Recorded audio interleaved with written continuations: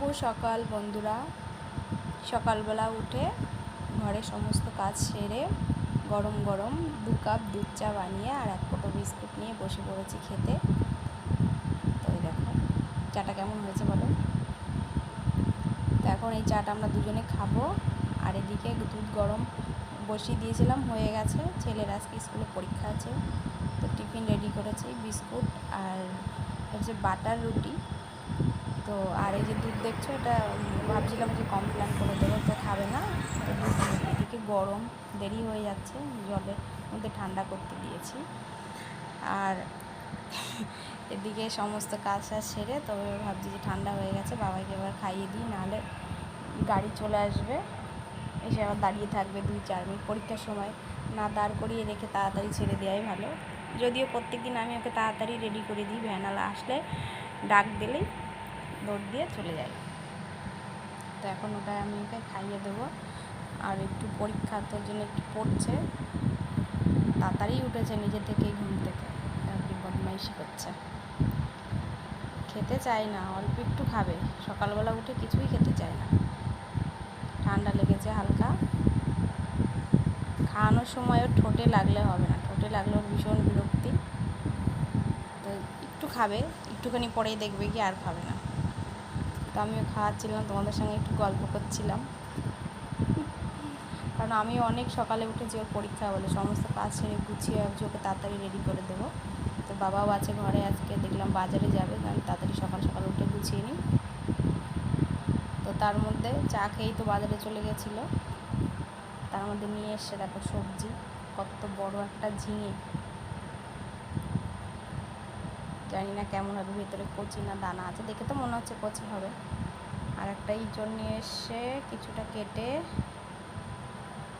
পুঁই শাক, কুমড়ো, আর এই ব্যাগের মধ্যে আছে মাছ নিয়ে এসে, দেখো 2 রকমের মাছ নিয়ে এসে, মাছের ডিম আছে, শসা, পেঁয়াজ না পেঁয়াজ আর এমনি শসা, তারপর তোমার করলা, পটল, কলা, তরমুজ, অনেক কিছুই ছিল। তো 2 দিন আর বাজার করবে না, সেই জন্য একসাথে নিচ্ছে। আর বিশেষ এখানে একটা জিনিস জানো, তরমুজ কেটে বিক্রি করে। এই তরমুজটা অনেক বড় ছিল, প্রায় 5 কেজি ছিল। তো এখানে তুমি যেটা বলবে সেটাকে কেটে অর্ধেক করে বিক্রি করে, এখানে বড় বড় তরমুজগুলোকে অর্ধেক করে বিক্রি করে। তো সেরকমই নিয়ে এসেছিলো। বেশিরভাগ দিন যেদিনকেই গোটা নিয়ে আসে, ভেতরে হয় লাল কম হয়, না মিষ্টি কম হয়, ভালো লাগে না। তো আমি বলেছি দেখে নিয়ে আসবে, যেটা ভালো হবে সেটাই নিয়ে আসবে। দেখো ওই সাদা ক্যারি ব্যাগে যে ভরে নিলাম। আর এই যে কলা নিয়ে এসছে, কলা তো আমাদের ঘরে সবসময় থাকে, আমার মেয়ের জন্য কলা ছাড়া ও দিনই কাটে না। আর এই যে এগুলোকে কী বলে জানি না, আমি তো লাউ বলি, এগুলো মানে ক্ষীরা বলে, ক্ষীরা। তো মাছ নিয়ে এসছে যেগুলো, সেগুলো আমি রেডি করে মাছ ধুয়ে ভেজে ফ্রিজে ভরে দিচ্ছি, কারণ এত মাছ একদিনে খাওয়া হবে না, আজকে অনেক কিছুই রান্না হবে। তো যে 2 রকমের মাছ ভেজে ফ্রিজে ঢুকিয়ে দিচ্ছি, ফ্রিজে বেশি কিছু নেই। আর এদিকে যখন বাজারে গেছিলাম, আমি ভাত বসিয়ে দিয়েছিলাম। এদিকে রান্না হয়েছে ভেন্ডি ভাজা আর ভাত, এদিকে হয়েছে ডাল, আর এদিকে তোমার এদিকে যে ভাতটা বসিয়ে দিয়েছিলাম, তখন আর ভিডিও করিনি, পরে করেছিলাম।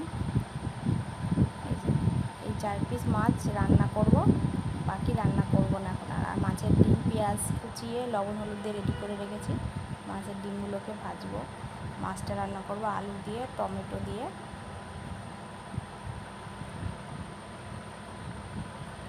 গরম গরম ভাত হবে, আবার একবার হয়ে গেছে আর আবার হচ্ছে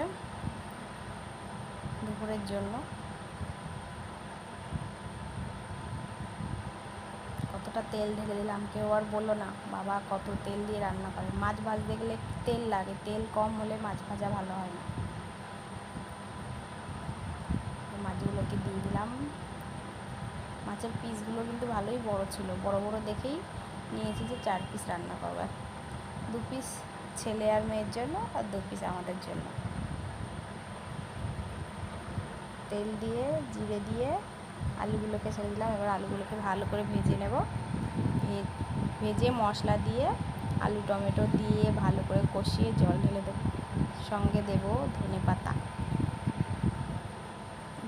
দিলে সুন্দর লাগে, কিন্তু আমি ভালোবাসি না খেতে। আমার বরের ভীষণ প্রিয় খাবার ধনে পাতা, আমি সহ্যই করতে পারি না। এদিকে ইঁচড় রান্না করব বলে সমস্ত কিছু কেটে বেটে ধুয়ে ভেজে নিয়েছি, আর এদিকে উস্তে আলু ভেজেছি দুপুরের জন্য। দেখো ভাজাটা কি দারুণ হয়েছে না? আমার কাছে এরকম ভাজাই ভালো লাগে, বেশি মানে শক্ত শক্ত হয়ে গেলে ওই ভাজাটা ভালো লাগে না। তো ইঁচড় দেবো, মশলা দিয়ে সব কষিয়ে রেডি করে নিয়েছি। এখন ইঁচড় রান্না করব।